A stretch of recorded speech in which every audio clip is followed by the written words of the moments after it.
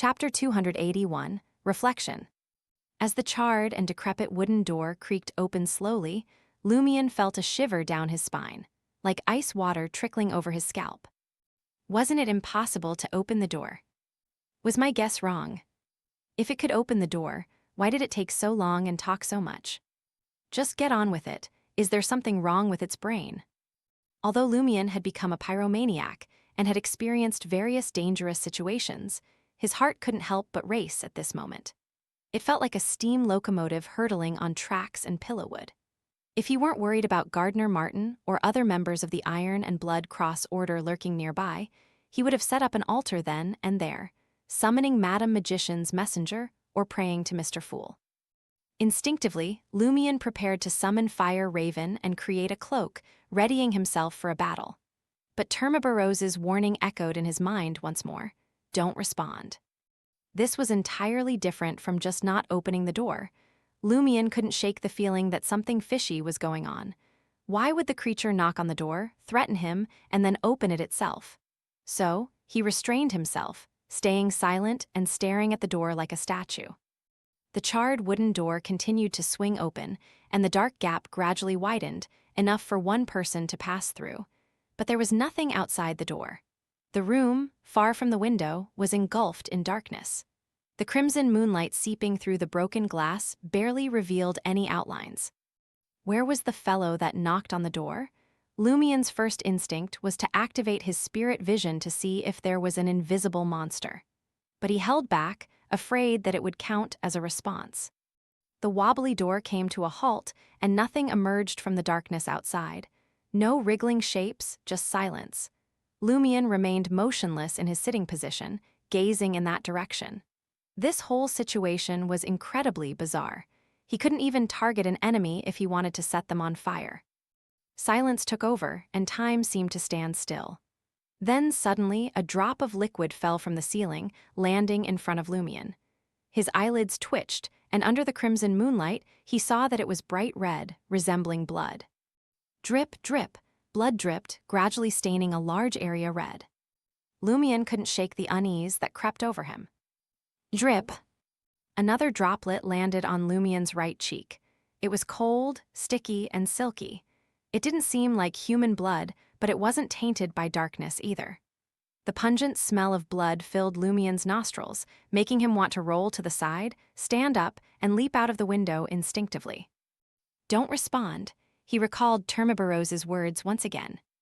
Lumion took a deep breath, allowing the viscous liquid that smelled like blood to hit his face and head.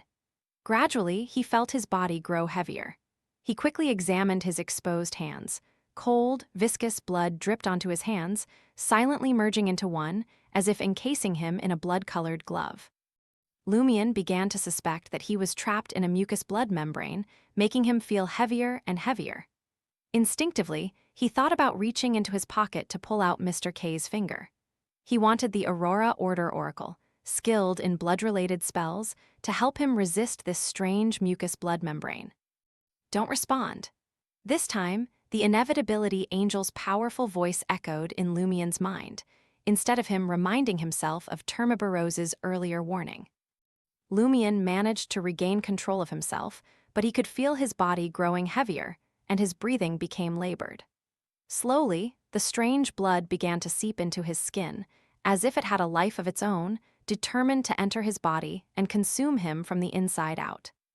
As the blood infiltrated him, his thoughts grew hazy, and a surge of violent tendencies flooded his mind.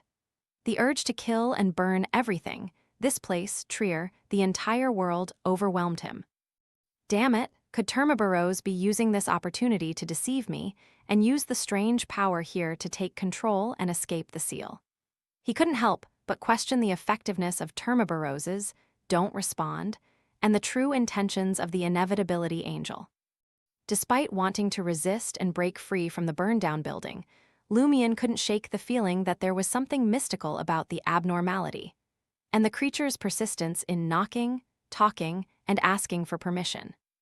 If he hadn't harbored those suspicions, he wouldn't have fully trusted Termabarose, an enemy rather than a friend. He wouldn't have endured until now. With these thoughts swirling in his mind, Lumion decided to hold on a little longer and observe what would happen next. His head felt heavy, and his thoughts grew increasingly chaotic. A grinding sound rang in his ears, and his body seemed to ache from a distant pain. It was as if he was slipping into a semi-conscious state, while someone took the opportunity to dismember him, severing his limbs and tearing his body apart. Then suddenly, Lumion's consciousness withdrew. It was as if his spirit had separated from his body. He watched himself sitting by the window, covered in blood, with his eyes strangely empty. In front of him squatted a charred figure, brandishing a bloodied axe and hacking at his thigh, splitting the bone in half. Lumion slowly realized that something was amiss. He instinctively looked down and saw that his body remained whole. He was still sitting by the shattered window, but the scene he witnessed was no longer the crumbling, charred wooden door. Instead, he saw a reflection of his surroundings and his own dismemberment by the burnt shadow. Compared to his severed legs and extracted bones, the most striking aspect was his empty, lifeless eyes. After a brief daze, the horrifying and bloody vision disappeared, and the open, dilapidated wooden door returned to his sight. He knew it wasn't an illusion because he felt as if he had surfaced from water, and his entire body relaxed. If I had responded, what would have happened? Would the nightmarish scenes I saw have become real? Would that response have established a mystical connection, allowing those terrifying and almost illusionary encounters to materialize? Lumion exhaled slowly, fear still lingering in his heart. He placed his hand on his left chest, lowered his voice, and chuckled. Temibarose, you truly are remarkable. Indeed, a worthy angel. Even in his sealed state, he easily discerned the essence of the abnormality. Termibarose's voice echoed, overlapping as if from multiple sources. The abnormality here is considered minor. Minor? Lumion couldn't believe it. If you hadn't reminded me not to respond, and if I hadn't been determined enough, something terrible might have occurred. That Gardner Martin, that vile scoundrel, really wants me dead. Termibarose replied in a thunderous voice, You won't die. The abnormality will merely transform you, leading your thoughts to become fanatical about certain things while rejecting others. Lumion pondered the explanation, finding it a bit hard to grasp. Just then, Termibarose added, It's like being conquered, both physically and mentally. Suddenly, realization dawned on Lumion, and he spoke quietly. Gardner Martin wanted me to stay here overnight so he could use this anomaly to control me and eliminate any potential threats. No wonder he came to Salle de Balbrise so late and didn't give me time to think. Termibarose confirmed Lumion's suspicion. Have you only just realized how shallow you are? Lumion cursed under his breath and thought to himself, even if he succeeds, I won't be under Gardner Martin's control. I'll be manipulated by the power of this place. Isn't he worried that something might go wrong? The abnormality here is connected to the Iron and Blood Cross Order. Is he not concerned about that? With these thoughts swirling in his mind, Lumion furrowed his brow and asked Termibarose, Since I won't be affected or altered abnormally, will Gardner Martin notice something off about me when I leave tomorrow morning? Termibarose's voice boomed. If such a level of corruption was easily detectable, Gardner Martin and his allies would have been eliminated by the official Beyonders long ago. Unless the source of corruption provides direct information, they can't tell that you're unaffected. As Lumion contemplated the situation, he suddenly realized a hidden truth in Termibarose's words. Gardner Martin and the members of the Iron and Blood Cross Order were already corrupted. They were under someone else's control. The more Lumion thought about it, the more he found it terrifying. After a few seconds, Lumion tried to get more information from Termibarose, asking, When I meet Gardner Martin, how should I display my fanaticism, and which beliefs should I reject? Termibarose surprisingly replied, Show fanaticism towards war and chaos, and reject belief in other deities. Lumion nodded, but another concern arose.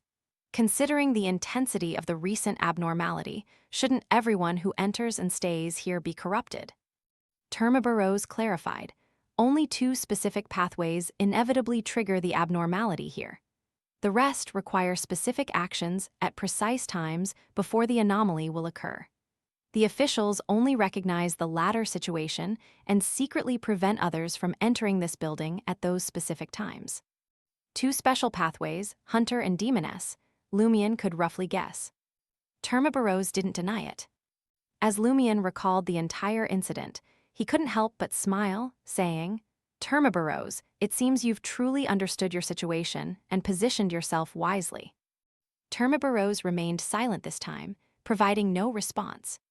In the following hours, Lumion encountered two more abnormalities. One almost broke his neck, while the other caused an explosion that sent his organs flying. Remembering the words "don't respond," he endured the trials, eventually returning to his unharmed body. Finally, a tinge of reddish gold appeared on the horizon as the sun rose. Lumion stood up, basking in the morning light for a moment before leaving 13 Avenue du Marché. There he saw Gardner Martin sitting in a carriage opposite. Their eyes met, and in the next moment, Gardner Martin smiled. Lumion smiled back,